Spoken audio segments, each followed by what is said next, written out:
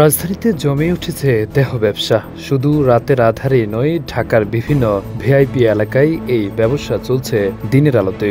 তবে এটা নতুন কিছু নয়, নতুন কিছু হচ্ছে এখন সেটা চলছে অনলাইন এবং অফলাইনে। পৃথিবীর অনেক দেশেই যেখানে দেহ ব্যবসা বৈধ, সেখানে হয়তো অনেক ওয়েবসাইট করে এই ব্যবসা করা হয়, কিন্তু এখন বাংলাদেশেও চলছে এই ধরনের ওয়েবসাইট ও অনলাইন মাধ্যম।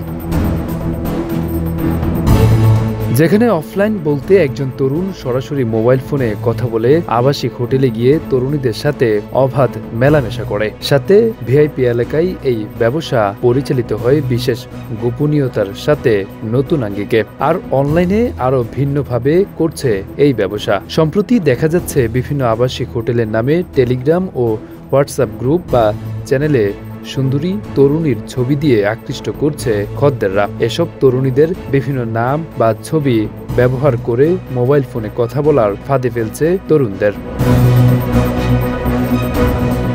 ভিআইপি এলাকাগুলোতে ফ্ল্যাট বাসা ভাড়া করে চলছে এই ব্যবসা। সেখানে যাতায়াত করে বিশেষ ধরনের খদ্দের। আর এই ব্যবসার প্রধান মাধ্যম হচ্ছে মোবাইল ফোন। সব থেকে মজার ব্যাপার হচ্ছে এখানে ছেলেরাও ব্যবসাতে জড়িয়ে যাচ্ছে পুরুষ পতিতা হিসাবে। বিশেষ শ্রেণীর যৌনকর্মীরা নিজের ফ্ল্যাট বাসাবাড়িতে খদ্দেরকে আপ্যায়ন করে। কেবল টাকার জন্য নয়, নিজেদের মনোরঞ্জনের জন্য অনেকে এ কাজে নেমেছে। ঢাকার বেশিরভাগ আবাসিক হোটেলগুলোর আয়ের সবচেয়ে বড় মাধ্যম হচ্ছে নারীর দেহ ব্যবসা।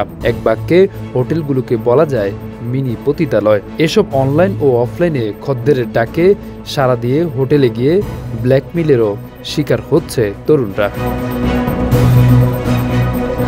আরাফাত হোসেন, যুগের চিন্তা, ঢাকা।